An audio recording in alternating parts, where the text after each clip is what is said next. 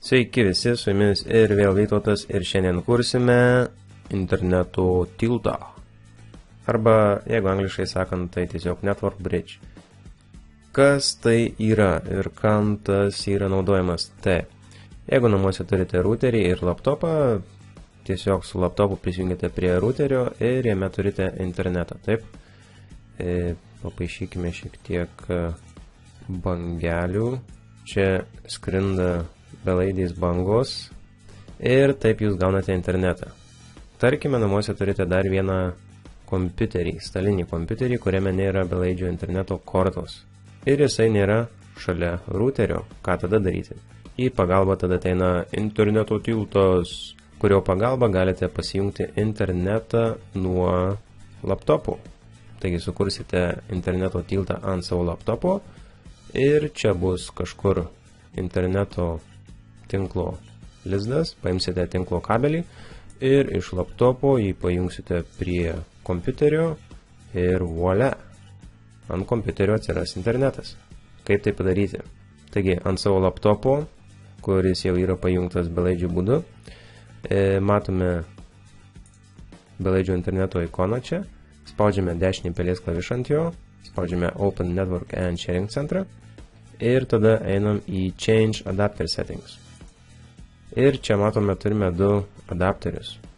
Dažniausiai pas jūs bus du, bet priklausomai nuo to, kiek jūs tinklo kortų turite ir panašiai, gali būti daugiau ar mažiau. Bet mums reikia tinklo kortos, kuri yra kažkur laptopo šone, bus Ethernet dažniausia, kur jungiasi tinklo kabelis, kaip čia pavaizduoti, ir belaidė tinklo korta, kuri bus jau pajungta prie jūsų routerio.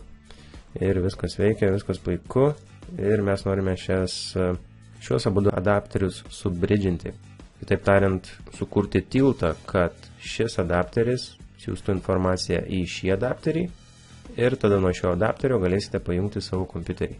Taip, tai ką mums reikia padaryti, tai labai paprasta, tiesiog pažymime savo Wi-Fi tinklo adapterį, tada laikome nuspaudę Ctrl mygtuką ir pažymime Ethernet adapterį. Matome, jie būdu pažymėti yra. Tada spaudžiame dešinį pelės klavišą, bet kurio iš jų. Ir matome, yra Bridge Connections. Spaudžiame ant šio mygtuko. Ir dabar bus sujungtas tinklo tiltas. Belieka palaukti ir pažiūrėti, kas gausis. Šis kūrimas gali užtrukti keletą minučių, tad būkite kantrus. Ir viskas. Štai matome, atsirado Network Bridge, naujas adapteris ir jeigu dabar paimsite tinklo kabelį, jungsite jį prie savo laptopo ir tada kitą galą jungsite į stacionarų kompiuterį arba bet kokį kitą kompiuterį, kuris turi tinklo kortą, jame internetas turėtų veikti. Taip pat, jeigu norite atsikratyti šio tinklo tilto, Network Bridge'o, tiesiog pažymėkite jį, paspauskite dešinį pelės klavišą ant jo ir matome Delete. Spaudžiame Delete. Yes. Ir jisai bus pašalintas. Tai štai tiek šiai pamokėliai. Kurkite tiltus ir būkite laimingi. Iki.